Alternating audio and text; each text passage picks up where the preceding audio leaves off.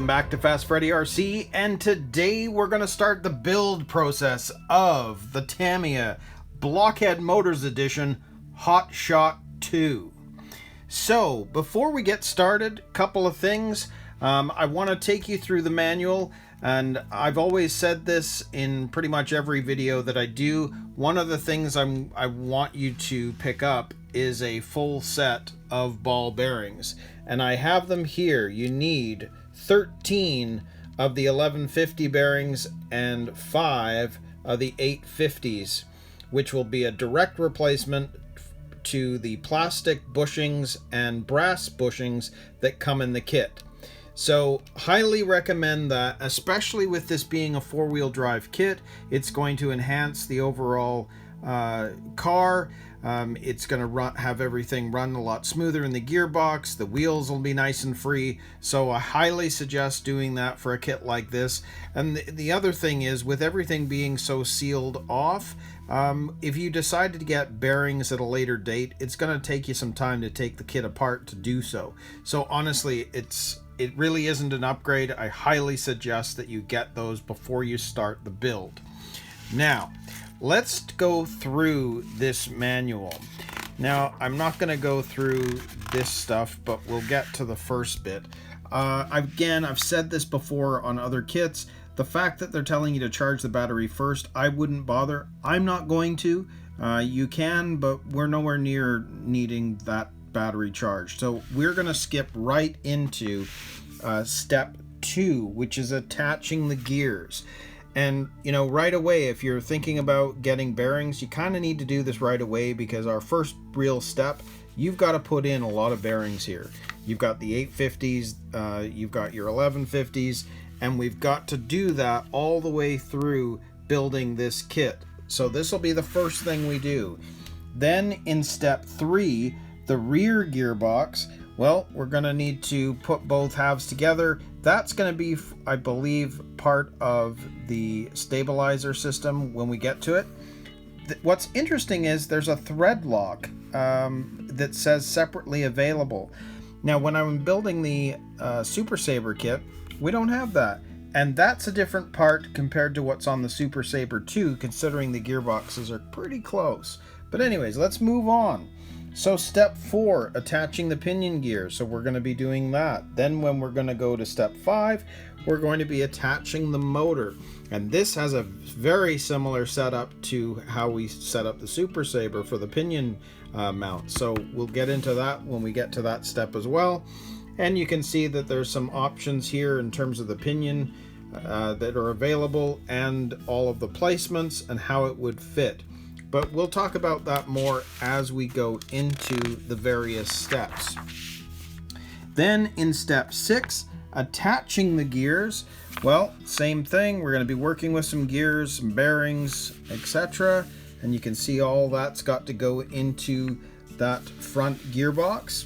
Then in step 7, basically we're putting together both halves of that front gearbox. And then once we go to step 8, we're now into bag B. We're going to be working with the rear suspension. And again, we're working with the bearings right away. And then in step 9, attaching the rear upper arm. So you can see how that's going to go. Then in step 10, attaching the rear suspension. So we're going to put all of that together, grease up the axles, get them attached. Then we're going to go on to step 11, which is the front uprights. Now notice this is going to be really interesting. It's very much like the Super Sabre as well, but it's quite detailed how those front ones are built. Then in 12, we've got our front suspension. Again, very cool design. So we're going to have some fun with that. Then in 13, attaching the front suspension. And again, we're going to be putting in the axles as well and greasing them up. Then in step 14, attaching the rear gearbox. So we'll be attaching that to the chassis. And then in 15, attaching the front gearbox. So we'll be putting that together. And then in 16, attaching the front stabilizer. So again, we're going to be working on this, which is going to be similar even on the Super Sabre as well. Very, very cool.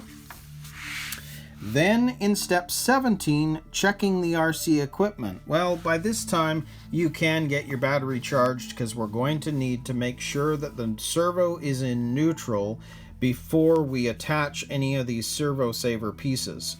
So this step is important. Don't miss this step before you start putting together the servo.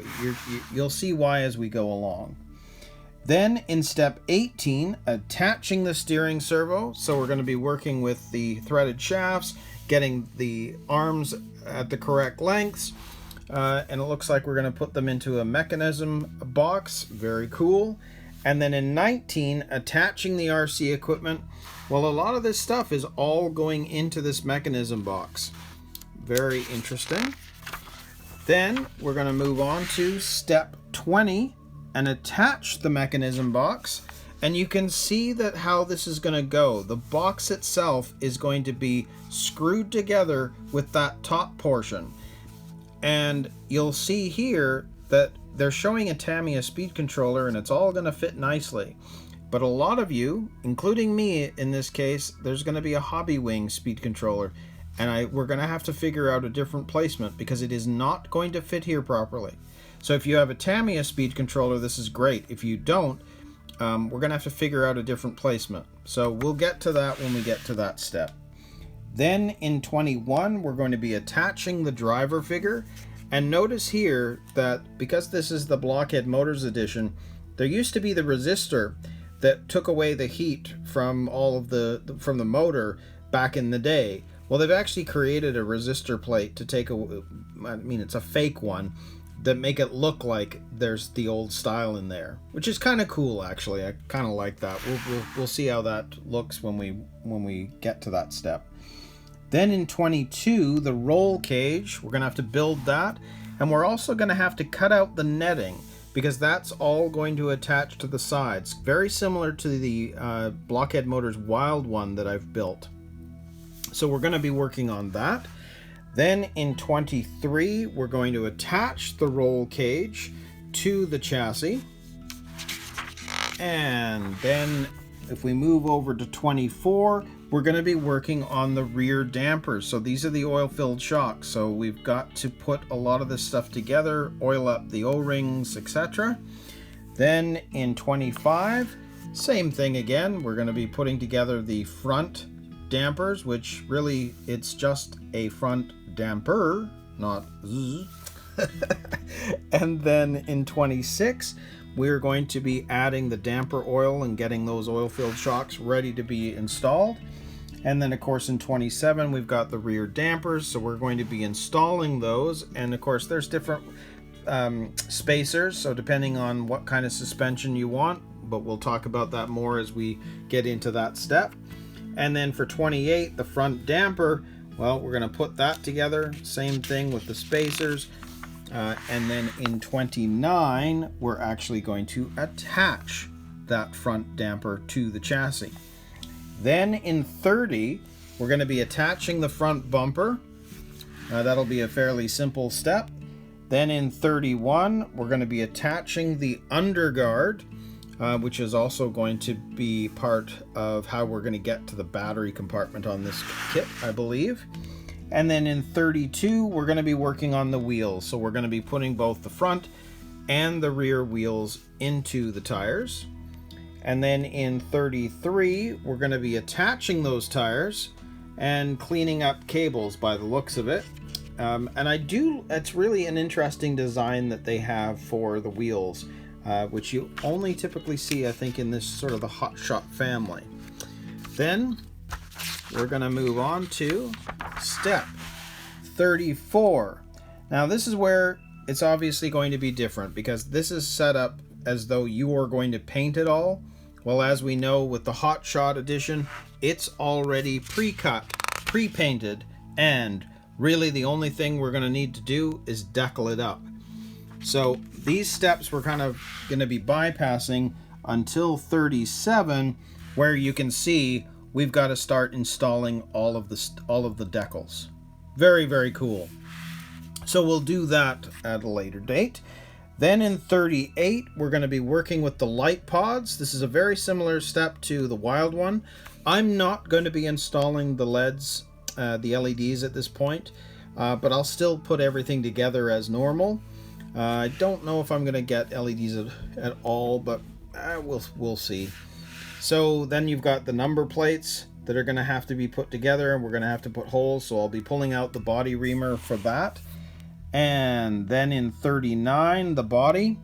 So again, we've got number plates that we've got to put on, we've got the lights, and down here, well, same thing again, we've got the plates on either side that we're going to have to put on.